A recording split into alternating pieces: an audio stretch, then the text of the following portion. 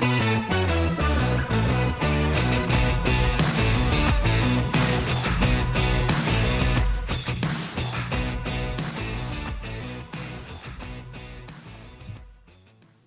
to episode 89 of the Hard Truth About B2B E-Commerce. I'm your co-host, Isaiah Bollinger, and I'm back with Tim. So I know you're excited to be back. I am very excited to be back. I had to miss one episode.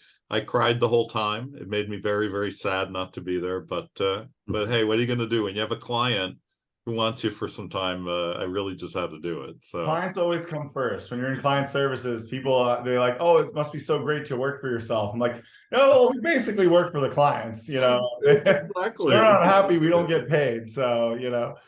So I want to just continue our tradition of giving a few shout outs. I love hearing from our listeners, and I want to just recognize them. So the clients I was visiting yesterday, I told them I was going to give them a shout out. They're Phillips, the auction house. If people have heard of them. And Carrie Leibowitz is my connection there. Carrie and I and the team had a great meeting. It was excellent. Really enjoyed that. Also, Ken Lane, who is somebody I've worked with on and off for probably 30 years. It's crazy how long we've known each other. But he is a listener. He was in his car and he went to, he stopped somewhere and he texted me. He says, I'm up to episode 85. He has listened to every episode on his road trips. So he deserves a big shout out. Ken, thank you for being one of our most dedicated listeners. He is caught up, and so I'm giving him a big shout out. We got a backlog, so he'll finally get some more new episodes. Oh my God! I mean, good for him. So just shout out to those folks, and then I just want to pause for a moment so that we can insert our sponsor mentions, and I'm going to throw it right back to you, Isaiah. Hello, everyone. I'd like to give you a word from our sponsors. Our first sponsor is Balance. Balance is a B2B e-commerce payment solution that works well for you and for your buyers. It offers a seamless one-click checkout for almost any payment method, including ACH, wire, checks, cards, even terms. It's used by leaders in B2B e-commerce, and it's as easy as buying a shirt from Amazon. Check them out at getbalance.com. Book a session and tell them what your needs are. They are the first dedicated payment platform for B2B e-commerce, 100% tailored to your needs. Thanks again to our sponsor, Balance. Our next sponsor is TradeCentric. TradeCentric transforms the way businesses transact by enabling punch-out, purchase order, and invoice automation solutions for over 3,000 companies around the world. Uniquely positioned at the intersection of e-commerce and e-procurement, TradeCentric helps B2B buyers connect with suppliers and automate payment, procurement processes to drive greater efficiency and user adoption of streamlined systems. Learn more at tradecentric.com. Thank you to our sponsors. Isaiah, who is our wonderful guest today? Yeah, he's a guest that I think we've been trying to get on for 89 episodes, right? You're on our first list when we started the podcast, and I know you've gone through a lot of changes, changing companies, and you actually had your own B2B e-commerce podcast. So thanks for joining us, Justin King. What is your title? Head of B2B? So I have two titles. I have a really cool title, which is Chief Evangelist at Salsify, which just means I'm the face and voice of Salsify when it comes to the market. I do a lot of speaking. That's great. How I've kind of made my career. And then I have the other title, a little more boring, but probably the more practical one, the one I actually get paid for probably, is the VP of B2B strategy at Salsify. Excellent. Yeah. So it's two dichotomies for sure. Tell us about, how you got into B2B, and I know you've been doing it for a long time, so people understand kind of your background. The story is actually pretty interesting. I was working in an agency called Brulant that eventually was sold to Rosetta, which eventually became Publicis. And I was one of kind of the original core group of people there. We were based out of Cleveland, Ohio. Mm-hmm. I was I was running the B2B practice, but it was mostly an ERP practice. As a company, we are an e-commerce consulting company. I had this small offshoot in ERP just because we had a bunch of So this is customers. like really early on in B2B. This is like 2000, 2005. Sure. Yeah. And It's like pre-Magento, pre-Shopify, like it's yeah, absolutely. I custom. mean, Able Commerce. I mean, we were yeah. the largest WebSphere commerce Oh, WebSphere, yeah, wow. developer out there. So that's how we made our identity, right? We created an identity as a really consultative agency in the e-commerce world focused on WebSphere. And then obviously we got into lots of other things. But what was cool is so I wanted to be a speaker. Like when I went to conferences, I just loved the speaking side of it. So when I looked at the speakers, I kind of reverse engineered what they did, and they all had an expertise. They all had a blog. They wrote quite a bit. Yeah. And I kind of looked at my life and realized like I'm not an expert at anything. And I don't write. I'm not a very good writer. I don't have a blog because I don't have an expertise. So I just kind of looked at all of I remember writing in a journal, like all the things I'm passionate about. Magic didn't quite make the cut, and piano didn't Like quite actual make the cut. magic, like magic Yeah, tricks, or yeah. like magic cards, or I was a complete geek throughout my early years. I'm still a geek. Piano, also singing, couldn't probably do well in that. So I looked at this. I was in with these manufacturers and distributors in ERP world, but I had, was in an e-commerce agency helping out in digital with quite a few of these, but really not talking about e-commerce. Like this is going to come just like everything comes 10 years later. In this case, it came probably later than that, but I just like I'm gonna start thinking about and creating some expertise around what e-commerce means in the manufacturer distributor world. And I did that. That was in 2005. I decided that.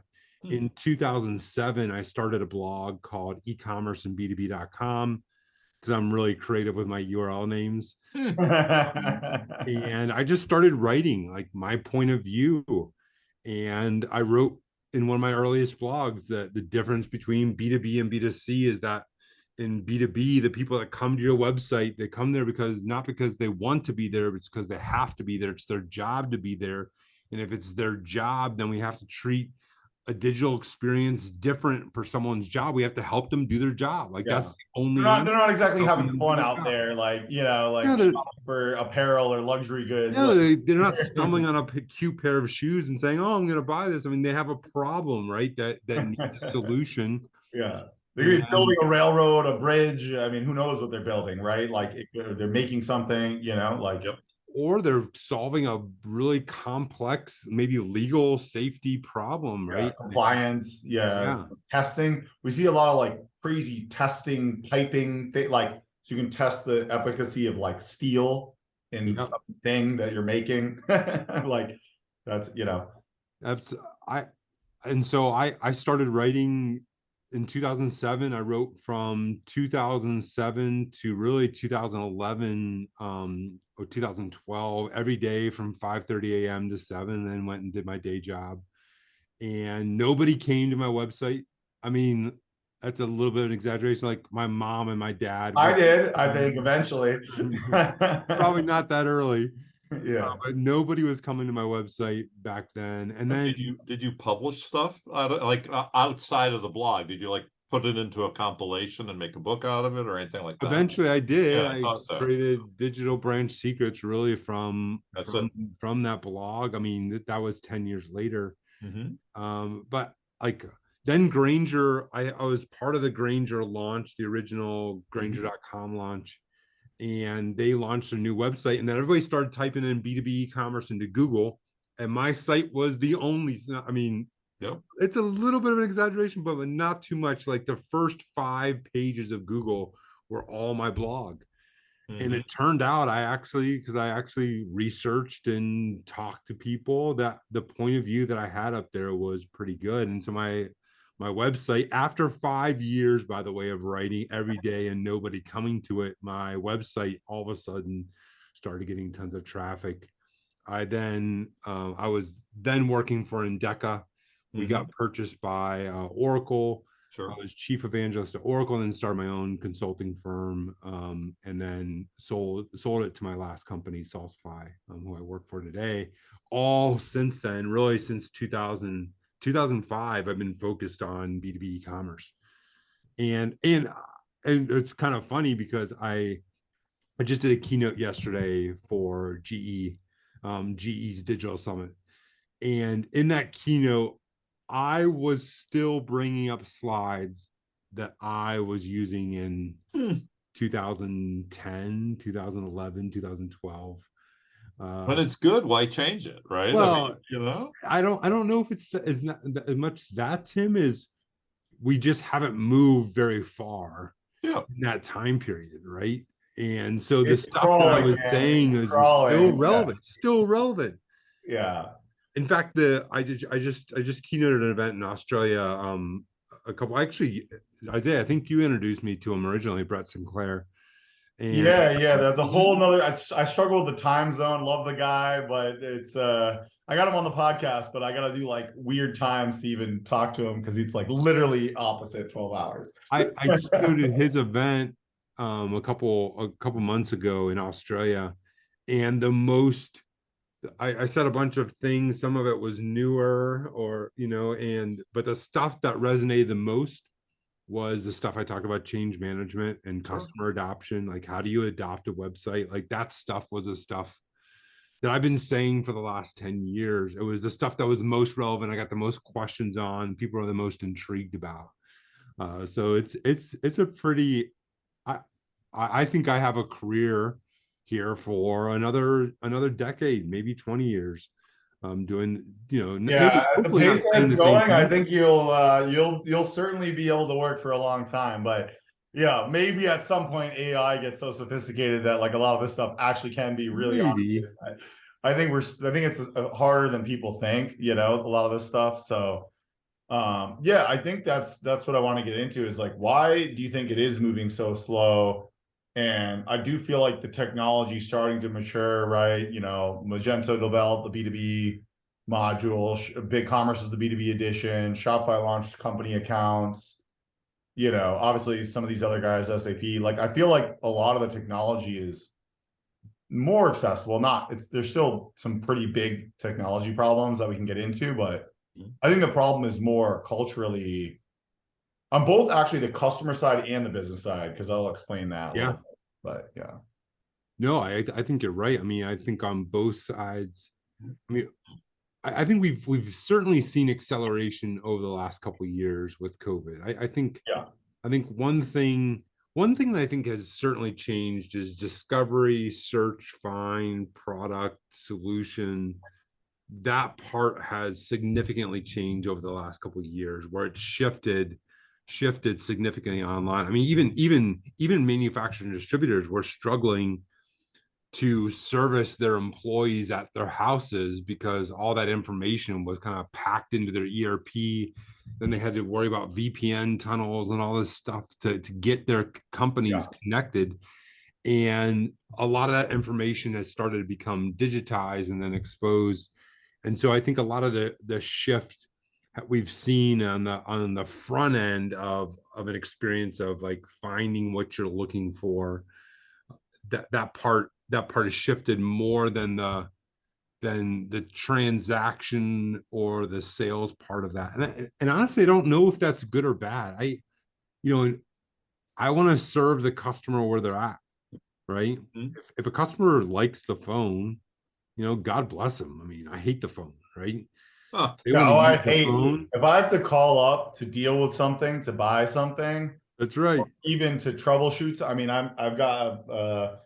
I've been putting off dealing with a mortgage thing because it's going to be such a pain in the ass to get through. They're trying to like double charge me for insurance. I'm like, at what point I'm like, fuck it, I'll just make more money on my own than dealing with this. You know what I mean? Right, well, literally that's where my head's at. Like I will literally figure out how to make more money than the time it's going to take to deal with it, because you get put on hold and it'll take 7 hours to get anything done.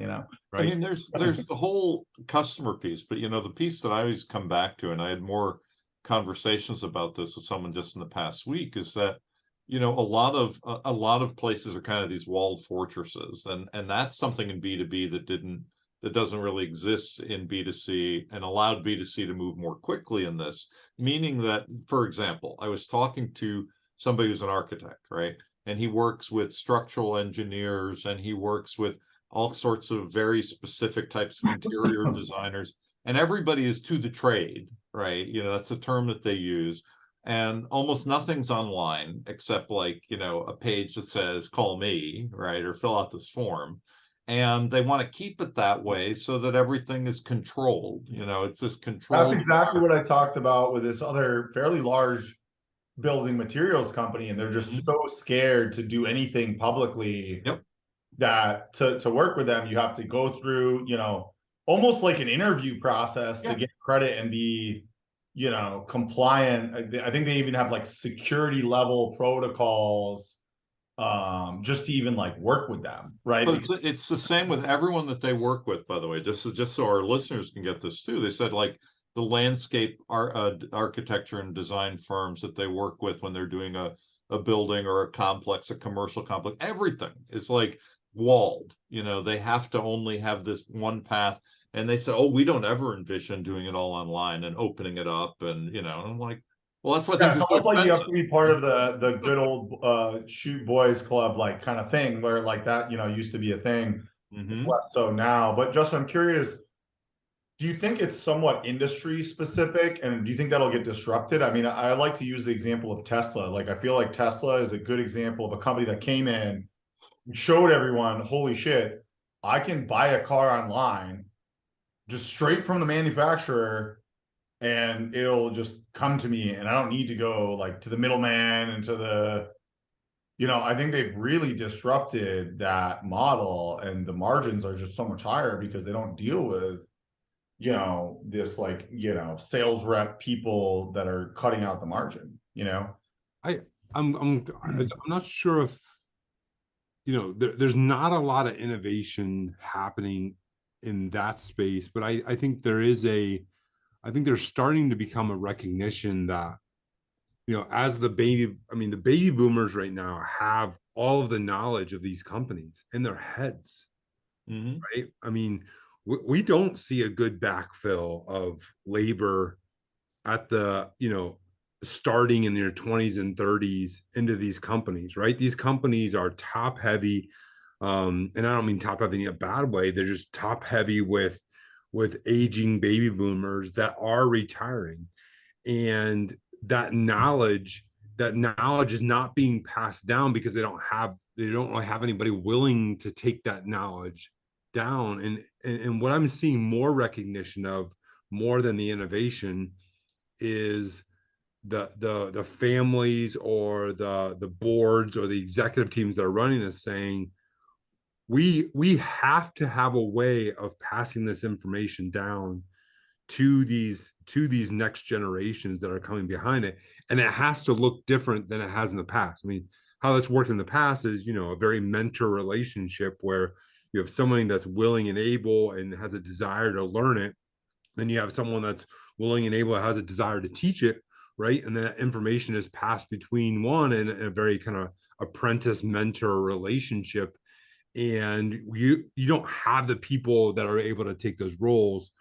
And so there's certainly become more of a recognition of that needing that experience needing to change, just for the survival of the company. Like, people retiring, they realize like who will take their spot, and the answer is nobody.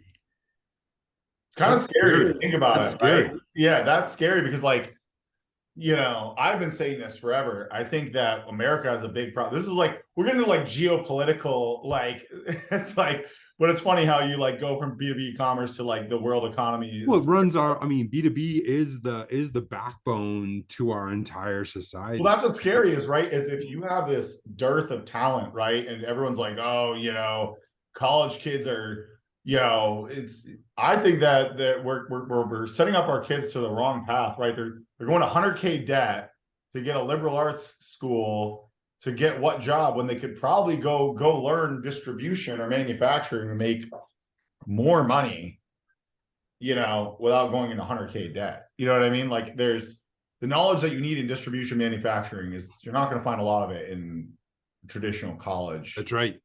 Well, You know, I would argue most business, but yeah, for sure. I mean, like then they don't want to do it because they're like, oh, like, you know, they see people getting these finance jobs and the tech jobs that are glorified. It's not really, you know, sexy to go work in manufacturing and distribution. You know, yeah, that's it's true. seen as like blue collar. And if everyone has a college degree, why would you want to be a blue collar worker? Well, that's really the problem. The problem in digital and e-commerce inside of these organizations is if you're good at digital or good at e-commerce or passionate about it and have any skill set there, you go work for the big brands or the big agencies. You don't work Or for big tech, right? Like my friend works at Airbnb. tech. Yeah. You know, Yeah. you go get a job at Airbnb, he's getting recruited by OpenAI. Like the numbers they hand out are like insane for these kind of people. You know what I mean? So, he's not going to work for Brothers Smith distributors in Ohio. right. You know, Right. like that used to be that, you know, 20 years ago that wasn't the case, right? Those were the solid positions in the society. So labor and talent, I think, are some of the key issues that are holding this whole thing back, is having good digital people that want to work in these industries. I mean, if you talk to most CEOs of these large manufacturers and distributors, getting good,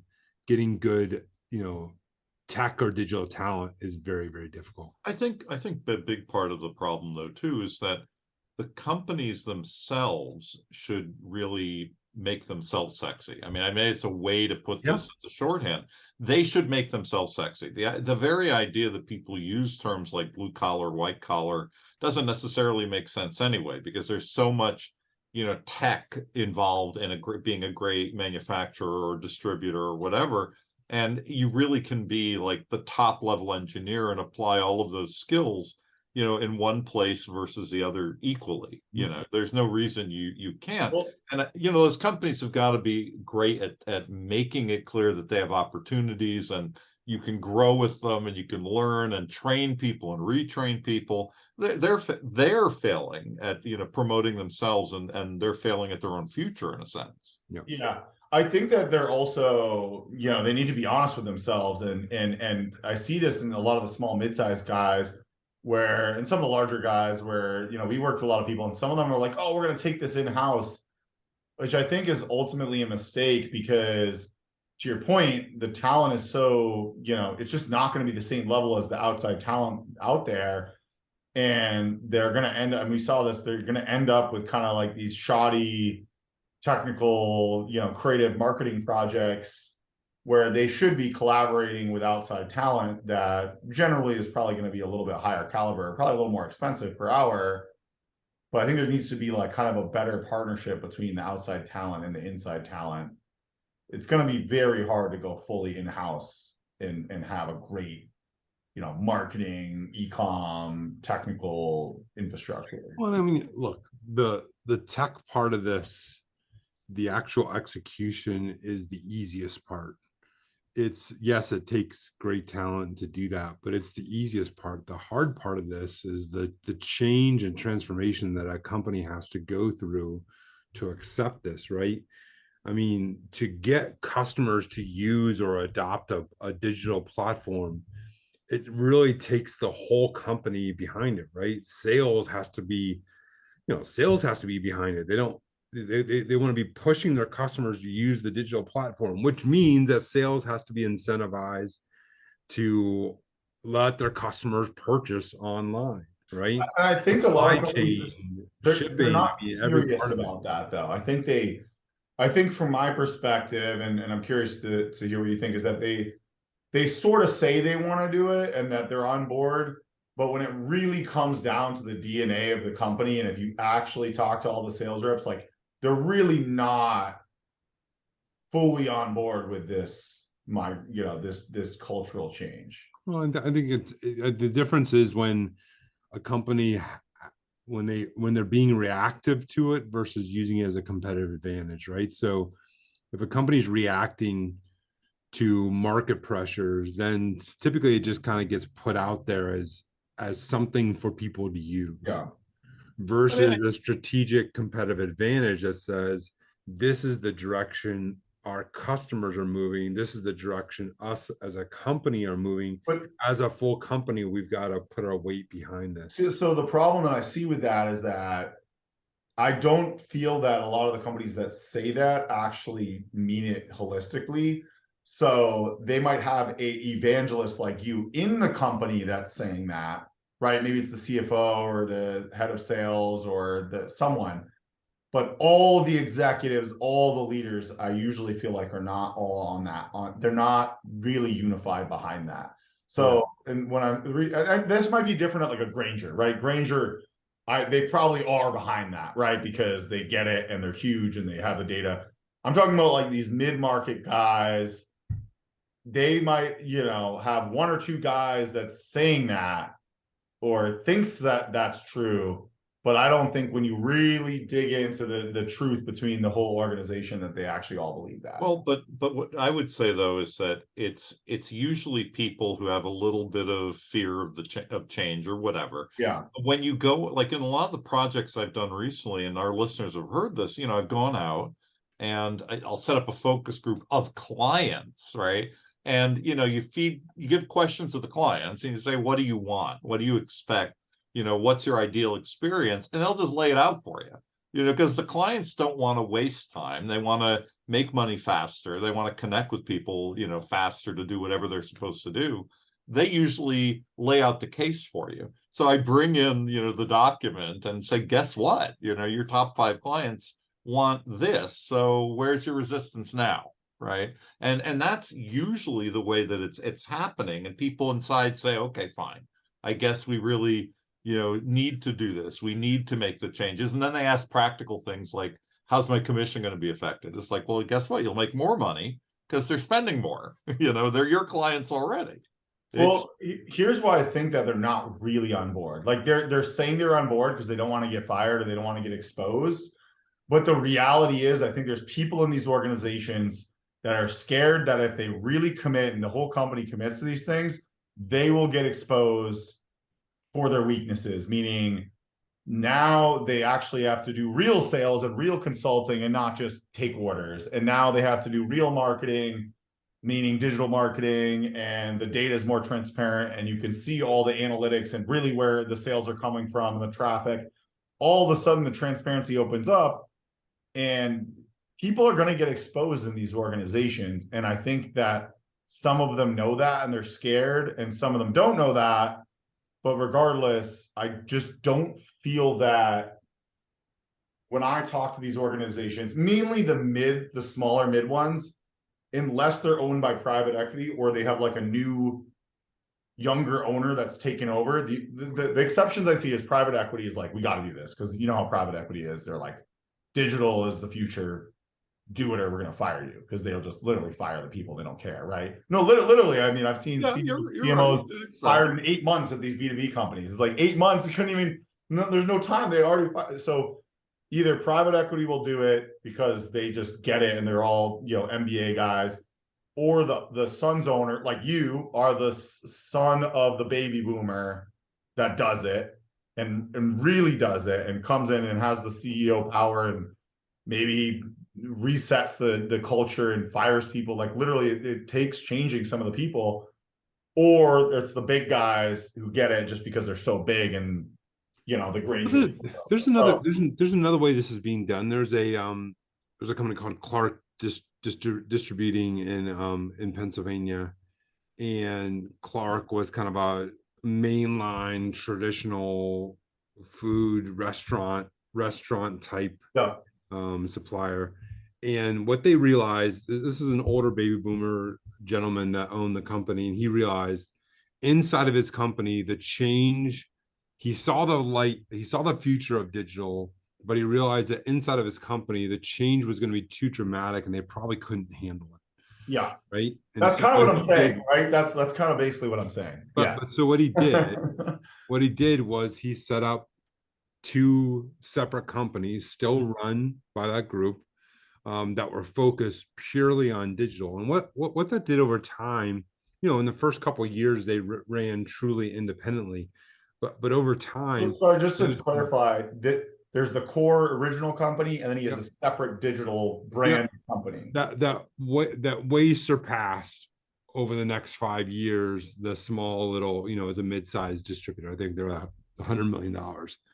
I love how in B2B, 100 million is small, right? Because it's just so funny, because if you're talking D2C and you're doing 100 million, Shopify is like, oh, we got this huge $100 million D2C business. It's the greatest thing ever. In B2B, you're like, this little guy, this little $100 million blip. No, it's true. And what they did, though, was they, these two digital companies, there was one first started and then a second was started. And they were allowed to name them, by the way? Or yeah. So it's Clark, and then Webstront store was. Can I search it? What is it called? Is it still out there? It's like Webstront. Webstront. How do you spell that? Like restaurant with web in the beginning. Oh, I know exactly who they are. Yeah, I kind of like that. They are. I kind of like that. Hey, for B2B, that's one of the more clever names I've seen out there. Yeah, and they serve, and so now instead of what they've actually set up 3 different properties, and they say if you want an unattended, truly self-service, you do Webstront. If you want, there's a second one, I just can't remember the name. If you want a slightly attended experience where you have some people to actually work with, then here's the experience. And if you want a traditional distributing relationship with us, then you have Clark, right? Mm-hmm. So they just recognized their issues and the challenges that they were going to have, and decided. What happened? So what can you, I mean, you kind of said what happened. I think they're $1.6 billion today. Wow. Or something like that. So like, did they realize, like, holy crap, everyone wants to use the web store, more people want, like, what? I actually don't think that's the takeaway. The takeaway is that people wanted to use all of it, right? Different people wanted that relationship-based Clark model, right? Wow. Very hands-on.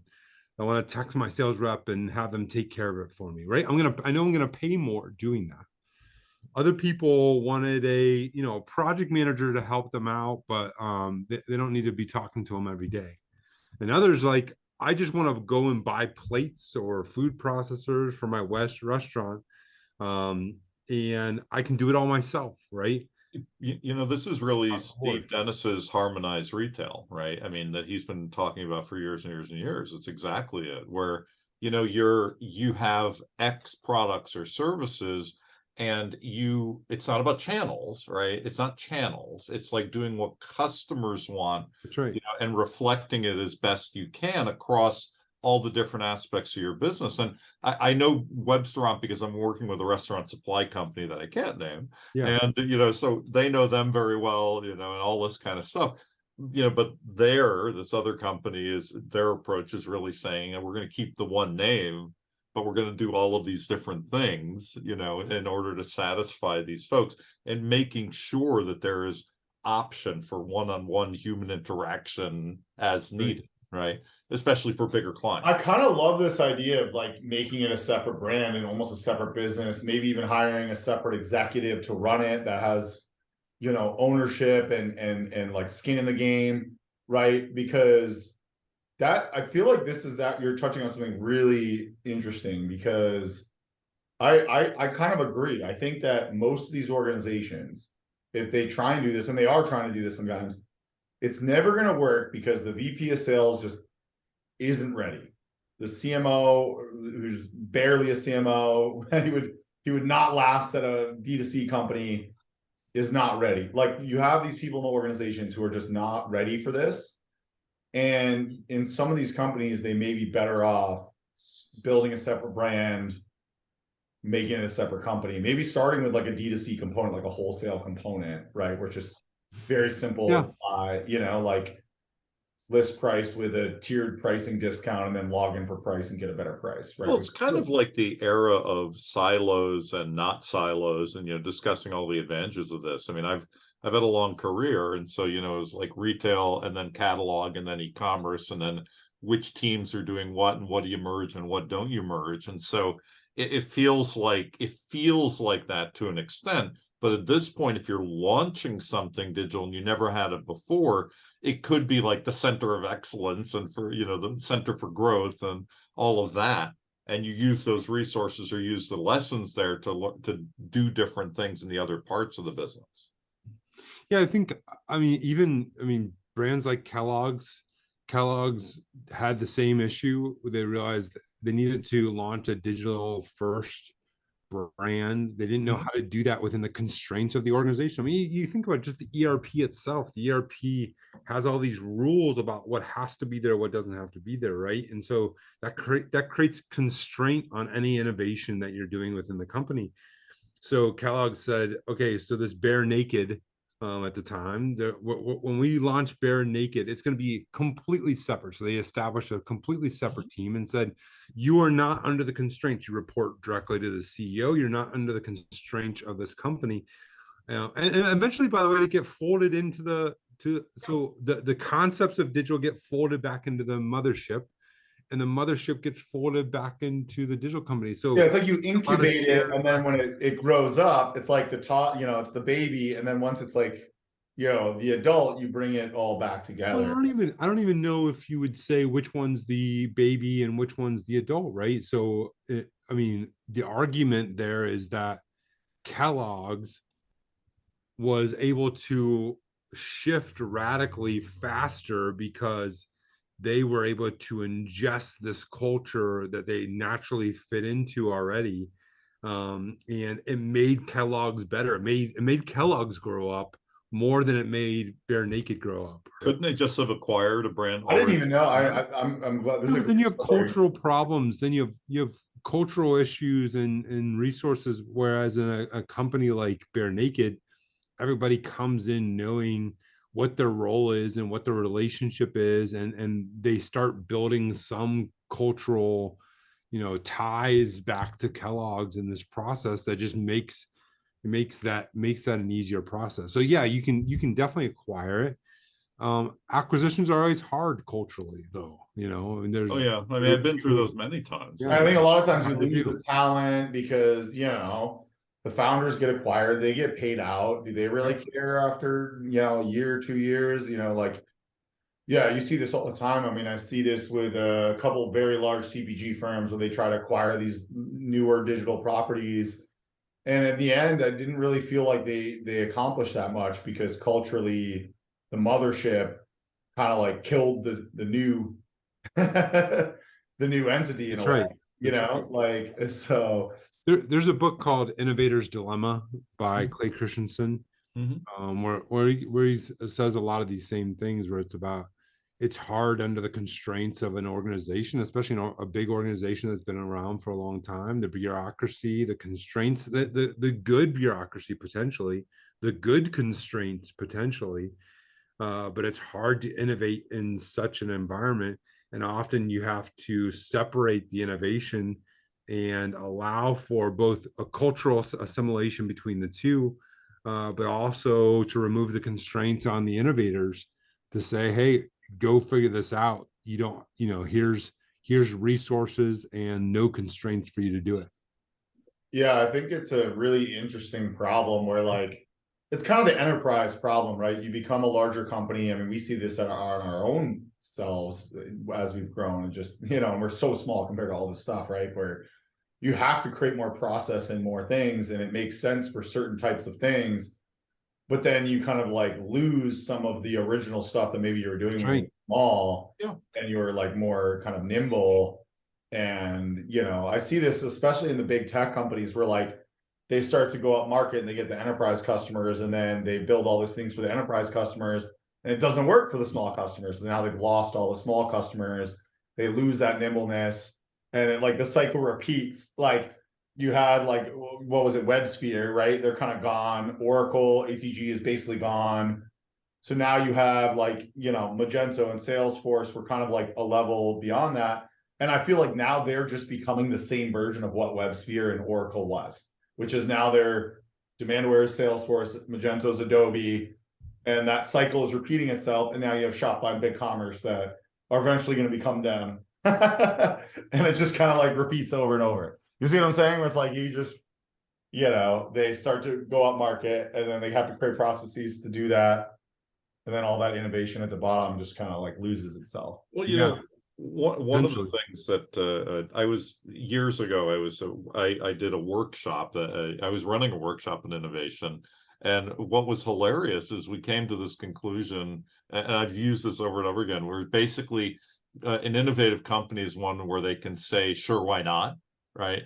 Where basically suggestions can come along from different angles about products or services or whatever is happening internally, or as things that clients might want to do, customers might be looking for, and you'd say, sure, why not? But when the company moves along, it's like, well, we have to talk with the COO, and we have to talk with the CMO, and we get where it's sure, and maybe in 2 quarters, it becomes all these barriers get set up. And again, sometimes for very good reasons, as Justin is saying, there could be good reasons for that as you grow, but really innovative companies can still do sure, why not? Right? Yeah, I mean, what's made a company successful often is the thing that keeps them from innovation, right? And so those the constraints that I've seen inside these organizations often are really good constraints, right? That have lowered the risk, have kept good profit margins within the company.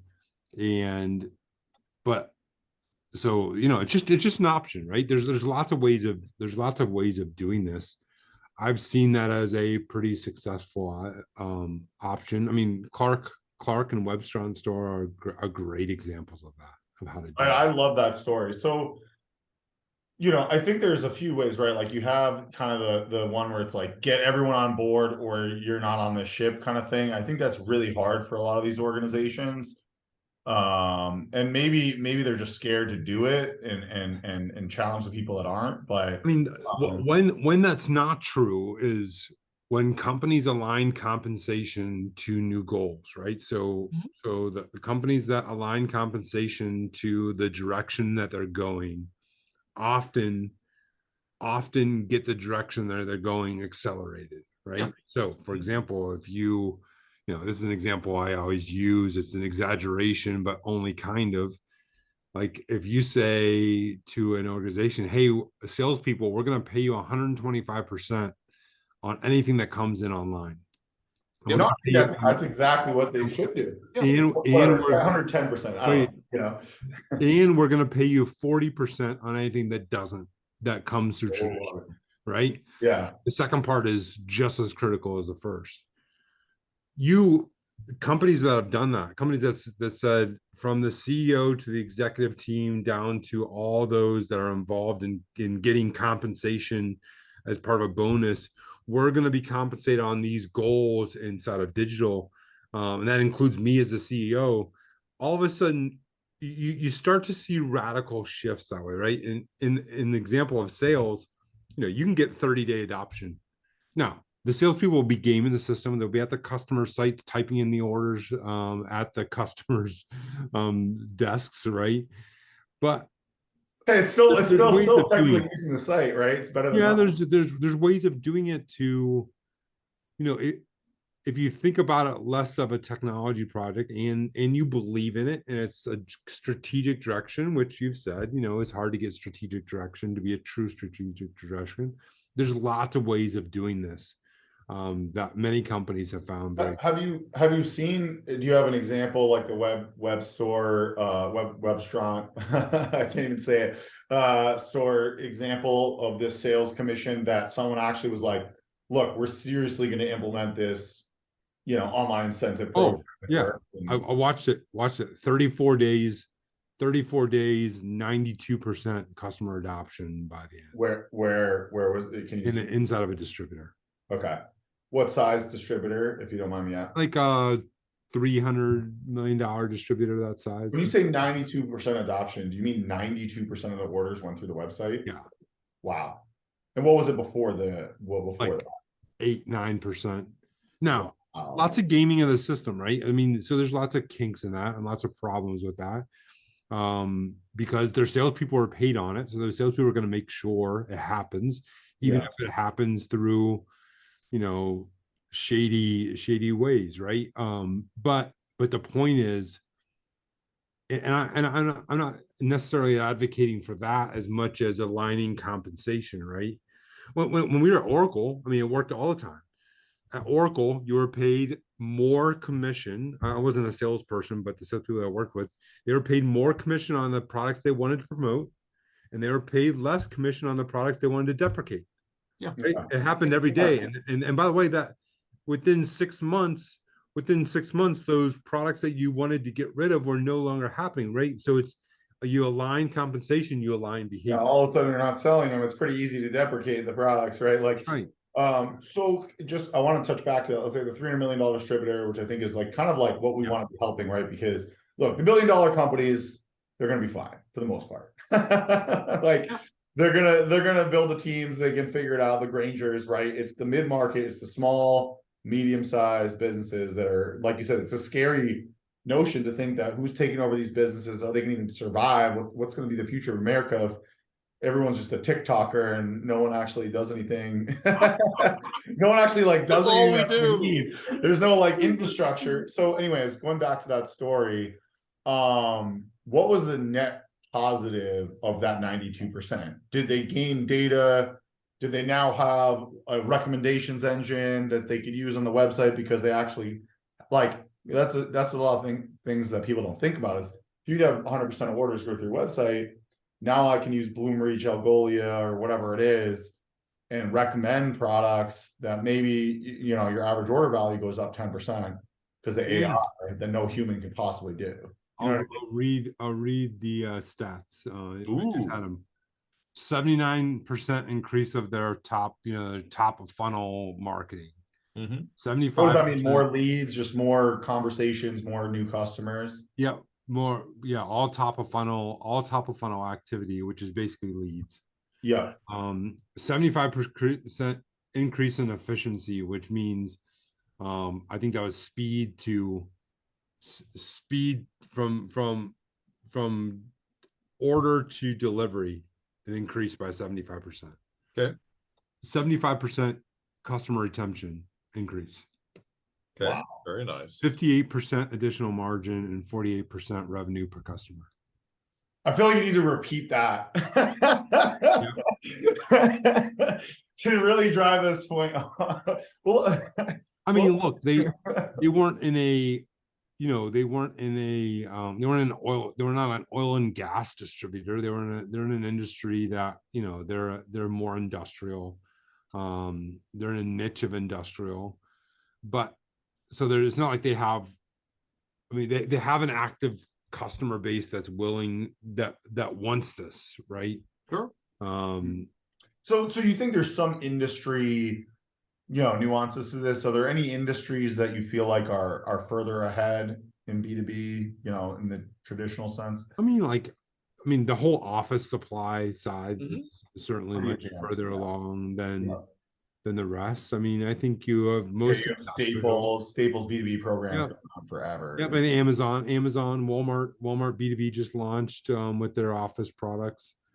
And an example I've often come back to, I've worked with lighting companies and things which, never sound exciting, except that, they had to solve problems like dealing with, municipalities and doing like street lighting for entire city or facilities management people for hospital networks or whatever, where all of a sudden you're replacing 45,000 bulbs at once, right? You have to have something that's digital in order to really make that work instead of playing around with spreadsheets and doing whatever they were doing before, right?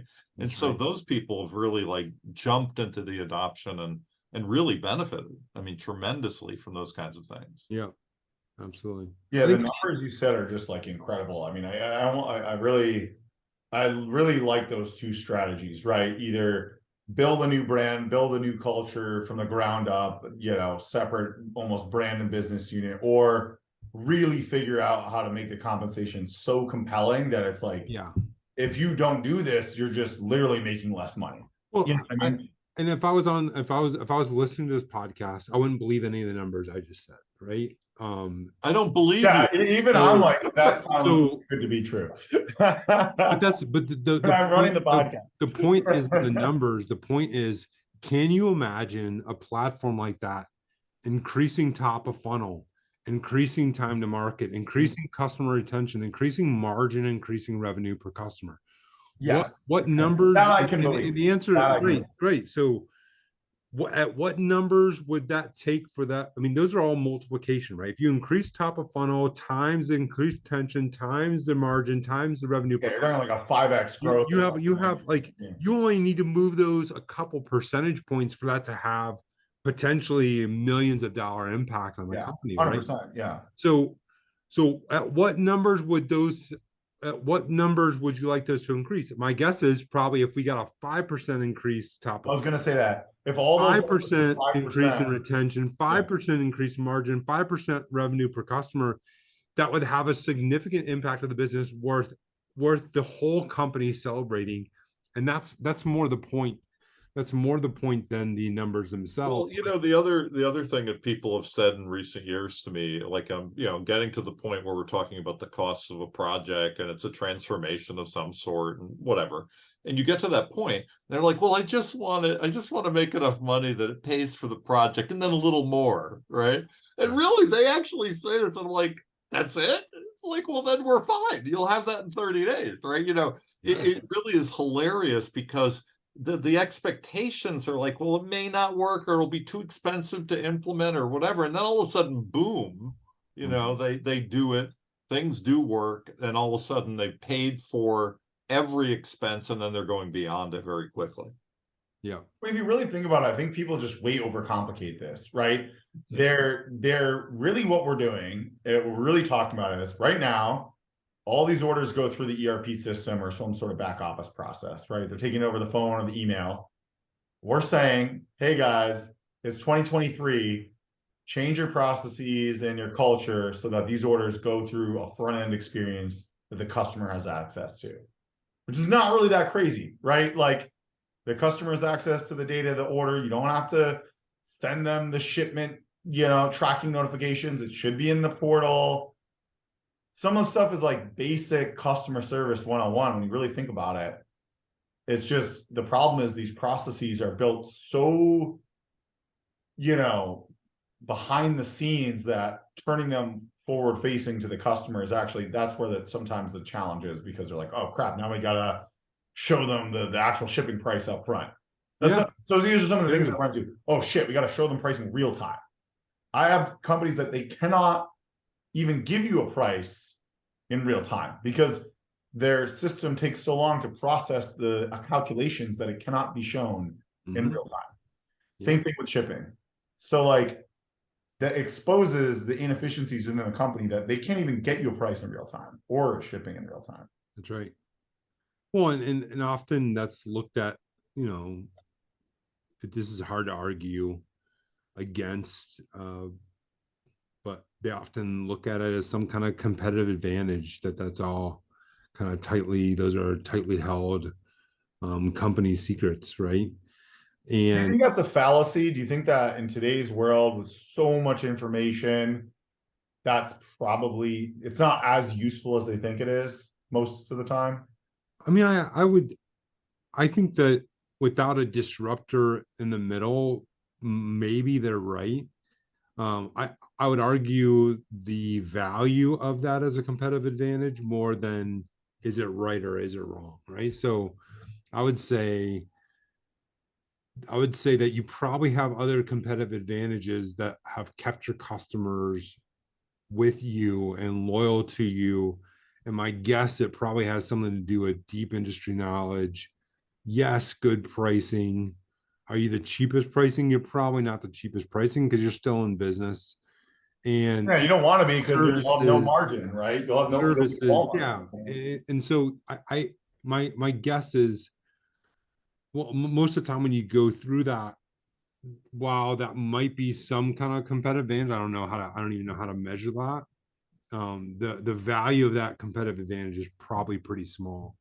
Yeah, I mean, there's a mining company that I've brought up a number of times in the podcast too that I've worked with, and they're fascinating. It's stuff that a lot of people don't know about, but the mystery of their pricing and their weird processes were not really the value of what they were up to. That wasn't the thing they had to protect. They had to protect the resources that they're actually mining out of the earth, right? That's, and Mhm. it sounds so basic, but it's true. I mean, they had these certain things in certain mountains and certain places around the world that other people couldn't access. That's all that mattered, right? Once they digitized and transform things in a particular way to make it easier for people to kind of, get more and know what was going on, they didn't have to be secret. But the thing is, if shipping is your competitive advantage, I really only see that being possible if one, you own the trucks and you own the shipping process, because otherwise you're just using another carrier that someone can use. And in today's world, I mean, that industry is rapidly evolving. You have Shipper HQ, you have all these systems. It's easier than ever to connect to, carriers or brokers of carriers. I think if you're using a third party carrier, that competitive advantage is almost down to zero at this point. So exposing that online, I just don't see as, I've been able to convince most I've been able to convince most of the customers I've worked with about that by asking a lot of questions. Sure. Right? And by asking a bunch of questions of, well, why do your customers stay with you? We start to really get out the real competitive advantages and value props that company has, and expose the others as small and trivial. They might like logistics is a valid value prop, right? Mm-hmm. Solid logistics. I mean, being a logistics company and logistics focused and being able to, I mean, customers want to ask, they're asking 3 questions. Do you have it? What's my price? And when can I get it? I mean, that's the only 3 questions they ask. Do you have it? What's my price? When can I get it? Right. Part of that is a value prop. When can I get it? There's what's my price? Those are valid value propositions. Well, how many times do you think they're coming and asking for consulting, or, hey, I have this project and I'm not sure what to buy? Yeah. I mean, they're asking that's I would classify that as pre-sales of before they get to that of, hey, I've got to figure out, is this the right product? Is this the right solution?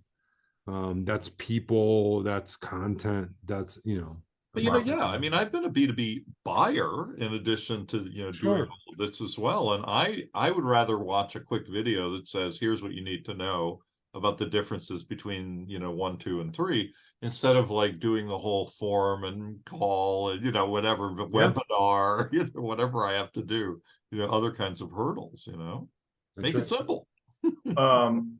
We could probably just keep talking for hours, but I think we could. Yeah. Maybe we'll have to have you back. I do have hours of content. So yeah, seriously. There you go. I do want to just tie back to that baby boomer question, because I think it is really interesting in that we are going to be going through this retirement phase. My dad's retired. Most of the baby boomers I know are retired or about to retire, or probably should be retired if they're not retired. Probably should be. Be careful. We just talked to one customer where he's like, I'm trying to pass this on to my son because I don't want to be, at my desk, barely functioning in 7 years because I just push myself 12 hours a day. He's like, I'm like, why don't you work part-time? He's like, I just can't do it. He's like, I'm either all in or I gotta not do this. Like he's that, he's just been doing it his whole life. So I don't know. What do you see? I mean, this is a kind of, I feel like we're at the very beginning / middle of it, right? I mean, what is the baby boomer? I mean, I know there are a lot in their 70s, maybe late 60s. I'm the youngest end of the baby boom, and those people are in their 50s. The youngest end. They're still in their 50s? I was going to say 40. I thought it depends on when. I don't know. 45 to 64. I'm born in 64. That's the generation. I mean, I feel like if you Google it, you'll get a different answer. Like, no, that's the one that's used by demographers. That's the one. Okay. Yeah. So 45 to 64. 45. Yeah. So my dad's on the older end of that range. Mm-hmm. But if you're born in the it's already starting, right? If you're 46, 47, 48, 49, you're probably retiring. So, even the people the born in the 50s, they're probably getting ready to retire. Oh, sure. So you're getting, what advice do you give for this industry rather than being like it's kind of scary and we don't know what's going to happen when they all retire and there's going to be no infrastructure left because no one wants to do these jobs. Well, I mean, the knowledge, most of, there's the widget side of things, depending if you're a manufacturer distributor, right? You have the kind of the widget side of making something or physically getting it from one location to another, right? So manufacturers are widget makers and distributors are movers, right? They move product from one place to another and extend credit. I think that to operate those companies does take a lot of knowledge. And I think one thing that I've been really passionate about recently has been digitizing product content so that people can have access to that. Like, what is the product? What's the content? I don't mean just like, I'm not just talking about description and image, although valid and valuable. I'm talking about the uses of the product. Yeah. Right. The non-uses of the product. Things that should go in, things that shouldn't go in, the things that a trusted kind of support engineer on the phone would tell a customer. Like, how is that being captured? Where is that knowledge at? Within that, is some of that just being written by the people in the company, or is it? I guess it kind of comes all from the manufacturer. Has to be. I think that the distributor should be adding to this. It's interesting kind of problem if you think about it. Yeah, I think it starts at the manufacturer, then goes to the distributor. I was working with a manufacturer that looked at most of the experts within their company and realized they hadn't passed any of that information. And so what we did was we set up time for all the people that interact with product and have product knowledge. They had to hand type just kind of stream of consciousness of what they thought about the product, where it was used. And it was like once a week, everybody had 30 minutes where they did it. Wow. That wasn't like, that's not massive. I think the manufacturer makes sense, right? Like it's your product. If you can't write about it and describe it, that's probably not very good. Like you should be, I think it's pretty easy to explain the value to the manufacturers, but for distributors, I find they just don't know what to do because they're like, well, do we just get it from the manufacturer? You normalize it? Like, what would you recommend for the non-product makers? There's two sides of product content, right? The first side of product content is you have the attributes of the product itself, the description, the image, the title, that it's a 4-inch valve or a 6-inch valve that's made out of aluminum versus PVC or whatever it might be, right? The flow rate. Those are the attributes of the product. That information needs to come from the manufacturer, right? It's not a competitive advantage. You haven't added any value. It's just it's describing what the project is and what it does, and the general attributes of it. That information needs to come from the manufacturer. And the big move right now that a lot of companies are making is enabling this collaboration between manufacturers and distributor to actually pass product content, from manufacturer to distributor, to be able to publish or syndicate product content from the manufacturer to distributor. The second part of that, though, is, and by the way, we don't have any of those basics, right? I think the statistics are 79% of products still lack a single image, right? It's huge. The percent is huge. I've seen the same data. It's huge.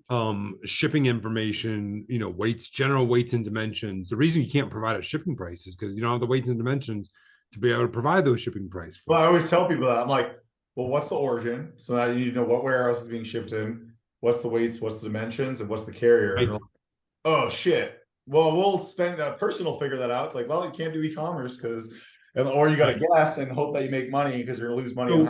But this is actually something we have been able to learn from the retail world of, retailers to ship a product to a customer have to have the same information, right? They have to have a description, the weights and dimensions, and the attributes of the product, right? So whether you're dealing with Walmart.com or Amazon or Target.com or Home Depot or whatever it is, The ability to publish, distributors, retailers need to be able to take in content, manufacturers need to be able to publish content, right? Ingest and publish. The second part of that, though, I think is the more baby boomer concern side of this, which is, okay, as a distributor, how is this product actually used at your customers? Because a lot of distributors have master plumbers, master electricians working for them that, when they're talking to a customer, they're not just suggesting a product they looked up on the internet, right? On their website. They're saying, hey, this is the best product for that solution to the problem that you have today. Yeah, they're consultants. And I always say, right, salespeople, if you're not a consultant, you're not a real salesperson, because otherwise you're just basically an order taker. That's right. And they do that through deep knowledge and deep application knowledge, deep solution knowledge, and that knowledge can be digitized. And that's the work the manufacturer was doing, not the descriptions and attributes. They already had that. Yeah, the actual application work. Well, one of the companies that I'd worked with was doing exactly what you're saying, Justin. They basically they would interview. They had teams of people who would interview users, and so they, like a plumbing company, worked with people who installed sprinklers, right? And they said, all right, we want to hear from you about how you use it, what best cases, worst cases, this type of golf course, this type of home. And that's where they got the information. They started just an interview process. It's a really interesting point. As a distributor, so the manufacturer, of course, they're going to be like, we have the best product in the world because they make the product, right? The distributor could be adding that layer of value of which manufacturers, which vendors, which product, which solution, almost that consultative content beyond just the core details of what the product is itself. If you look at Webstront, going back to our early example, Webstront store rewrites every description for every product they have on the website, and there's thousands of products. And why do they do that? Because they feel like they know their customer better. They know what their customers are looking for. The manufacturer knows what customer applications it might have. The distributor knows who their customers are and what they're looking for. So every distributor is different. Like, every distributor is different, right? So you might sell 3M sells the same product at Amazon, Home Depot, Lowe's, Grainger, Fastenal, Wesco, Ferguson, right? All those are completely different types they have different types of customers.